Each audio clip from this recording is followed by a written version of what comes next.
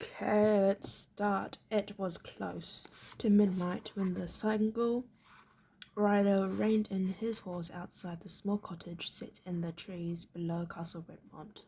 The laden-pack pony trailing behind the saddle horse ambled to a halt as well.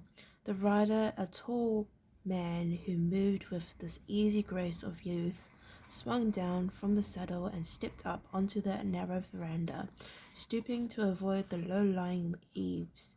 From the lean-to stable at the side of the house came the sound of a gentle nickering, and his own horse's head rose as he answered the greeting. The rider had raised his fist to knock at the door when he saw a light come on behind the curtained windows. He hesitated. The light moved across the room, and a second or so later the door opened before him. "Gillen," Holt said, without any note of surprise in his voice. "What are you doing here?" The young ranger laughed incredulously as he faced his former teacher. "How do you do it, Holt?" he asked. "How could you possibly know it was me arriving in the middle of the night, before you'd even opened the door?" Holt shrugged, gesturing for Gillen to enter the house. He closed the door behind him and moved to the neat little kitchen, opening the damping vent on the stove and sending new life flaring into the wood coals inside. He tossed a handful of kindling into the stove and set a copper kettle on the hot plate over the fire camp chamber, shaking it fast to make sure there was plenty of water in it.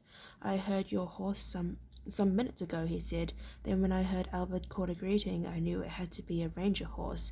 He shrugged again. Simple when you explained it," the gesture said.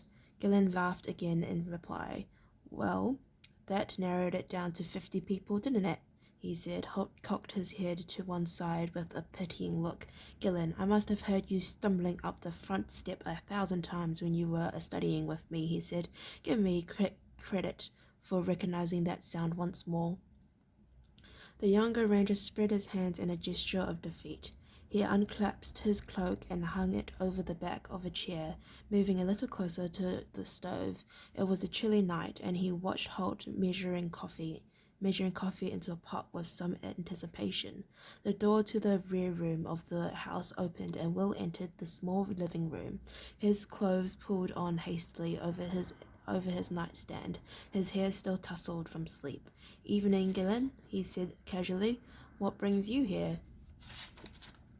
Gillen looked from one to the other in something like despair. "Isn't anybody surprised when I turn up in the middle of the night?" he asked to no one in particular. Holt, busy by the stove, turned away to hide a grin. A few minutes earlier he'd heard Will moving hurriedly to the window as the horse drew closer to the cottage. Obviously, his apprentice had observed Holt's exchange with Gillen, and was doing his best to emulate his own casual approach to their unexpected arrival. However, knowing Will as he did, Holt was sure that the boy was burning with curiosity over the reason for Gillen's sudden appearance. He decided he'd call his bluff. "It's late, Will," he said. "You may as well go back to bed. We have a busy day tomorrow." Instantly, Will's nonchalant expression was replaced by a stricken look. The suggestion from his master was tantamount to an order.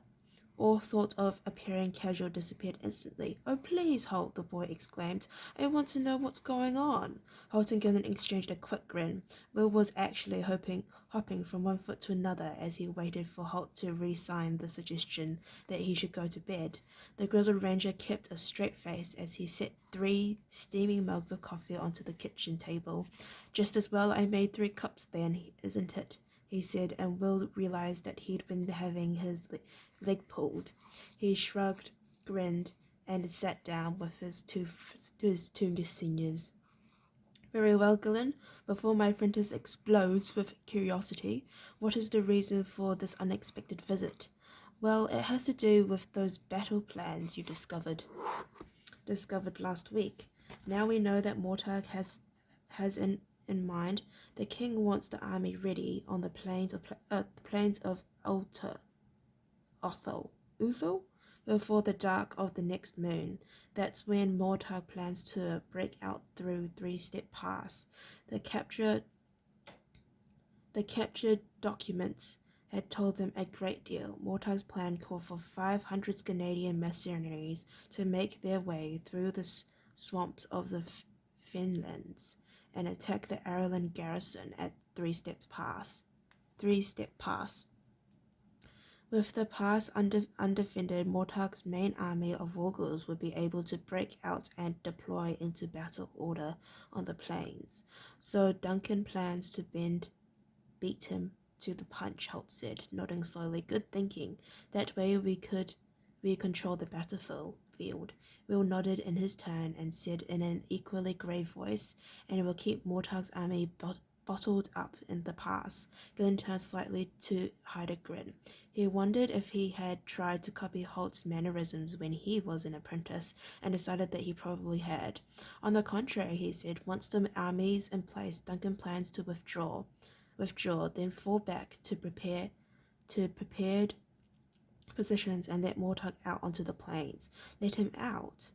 Will's voice went up in pitch with surprise. Is the king crazy? Why would he realized that both rangers were looking at him, Holt with one eyebrow raised and Gillen with a quizzical smile playing at the corners of his mouth. I mean, he hesitated, not sure if questioning the king's sanity might constitute treason. No offense or anything like that. It's just, oh, I'm sure the king wouldn't be offended to hear that a lowly apprentice ranger thought he was crazy, said Holt. Kings usually love to hear that sort of thing. But Holt, to let him out after all these years, it seems he was about to say crazy again, but thought better of it. He thought suddenly of his recent encounter with the Wargals. The idea of thousands of those evil beasts streaming unopposed out on the plains made his blood run cold. It was Holt who answered first. That's just the point, Will. After all these years, we spent 16 years looking over our shoulder at Mortag, wondering what he's up to. In that time, we've had our forces tied up, patrolling the base of the cliff and keeping watch over the 3 steps, and he's been free to strike at us any time he likes. The Kakara were the latest example, as you know, only too well. Gillen glanced admiringly at his former teacher. Holt had instantly seen the reasoning behind the king's plan. Not for the first time, he understood why Holt was one of the king's most respected advisors. Holt's right, Will, he said, and there's another reason. After 16 years of relative peace, people are growing complacent. Not the rangers, of course, but the village people who provided men at arms for our army, and even some of the barons and battlemasters in remote fiefs to the north. You've seen for yourself how reluctant some people are to leave their farms and go to war, Holt put in. Will nodded. He and Holt had spent the past weeks traveling to outlying villages in Redmont Fief to raise levels of men who would make up the bulk of the army. On more than one occasion, they had been men with a outright hostility that melted away as Holt exerted the full force of his personality and reputation. Why is it not focusing? There we go. As far as King Duncan is concerned, now is the time to settle this, Gillen continued. We're as strong as we'll ever be, and any delay will only weaken us. This is the best opportunity we'll have to get rid of Mortag once and for all of which still begs my original question, Holt said. What brings you here in the middle of the night? Orders from Crowley, Gillen said crisply. He placed a written dispatch on the table, and Holt, after an inquiring look at Gillen, unrolled it and read it. Crowley was the commander of the Rangers. Will knew the most senior of all the 50 Rangers in the corps. Holt read them, rolled the orders closed again. So you're taking dispatches to King's Swedened of the castle, he said. I assure you're invoking the mutual defense that treaty that Duncan signed with him some years ago. Gillen nodded, sipping appreciatively at the fragrant coffee. The king feels we're going to need all the troops we can muster. Holt nodded thoughtfully.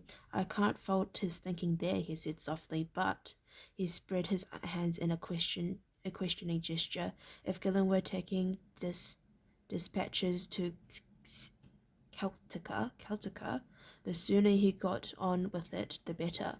The gesture seemed to say, well, said Gillen, it's an official embassy to Celtica. He laid a little stress on the last word, and suddenly Holt nodded his understanding. Of course, he said, the old Celtic tradition. Superstition more like it, Gillen answered, shaking his head. It's a ridiculous waste of time as far as I'm concerned. Of course it is, Holt replied, but the Celts insist on it, so what can you do? Will looked from Holt to Gillen and back again. The two rangers seemed to understand what they were talking about. To Will, they might as well have been speaking Iberian. It's all very well in normal times, Gillen said, but with all these preparations for war, we're stretched thin in every area. We simply don't have the people to spare. So Crowley thought, I think I'm ahead of you, said Holt, and finally Will could bear it no longer. Well, I'm way behind you, he burst out. What on earth are you two talking about? You are speaking Ireland, aren't you? And not some strange foreign tongue that just sounds like it, but makes no sense at all. Okay, well, thank you for reading chapter 1 with me. If you'd like to hear me read chapter 2, then please stay tuned. Thank you and bye-bye.